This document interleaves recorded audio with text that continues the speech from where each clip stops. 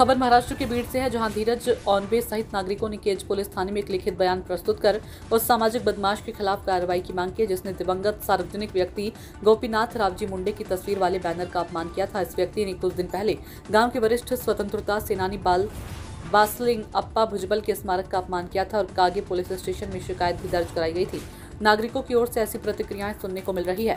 उस समय भी उस युवक का स्मारक पर घर बैठकर शराब पीने का एक वीडियो वायरल हुआ था, जिससे उस समय ग्रामीणों की भावनाएं आहत हुई थी। इसलिए ऐसे जातिवादी युवक के खिलाफ सख्त से सख्त कार्रवाई की जानी चाहिए। वसंत सोनवणे की रिपोर्ट।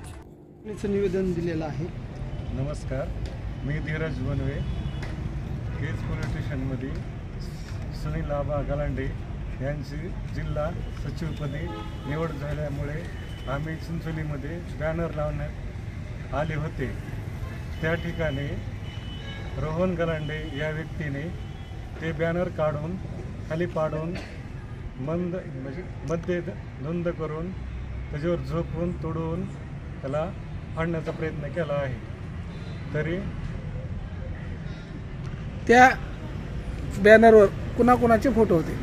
त्या बॅनरवर मुंडे साहेबाचे फोटो होते, पंकजताईचे फोटो होते, हेमलताई मुंदडांचे फोटो होते, देवेंद्र फडणवीसचे होते, अजित पवारचे होते, असे अनेक नेत्यांचे फोटो होते त्या बॅनरला। नेमकी तुमची मागणी काय आहे आता? रोहन गलांडे ह्या व्यक्तीवर गुन्हा नोंद करावा ही आमची मागणी आहे।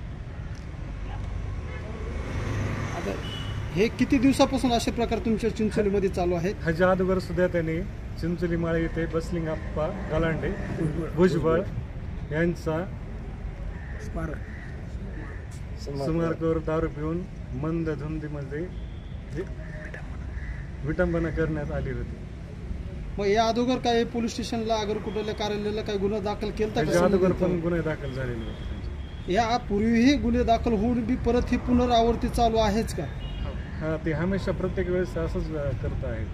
त्याच्यावर काहीतरी कायदेशीर कारवाई करण्यात यावी। काय तुमच्याकडे व्हिडिओ वगैरे काय पुरावा आहे का? आमच्याकडे व्हिडिओ आहे त्याचा। असेल तर दाखवू शकता का आमच्या दाखवू चॅनलवर? शकतो तुमच्या चॅनल।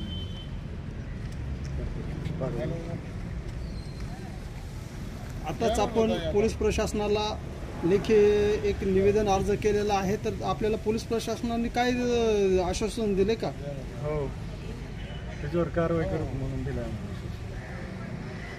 आता सध्या ते तरुण कुठं तुमच्या गावामध्ये आहे का? नाही, पोलीस स्टेशनमध्ये ते पोलीसच्या ताब्यामध्ये आहे।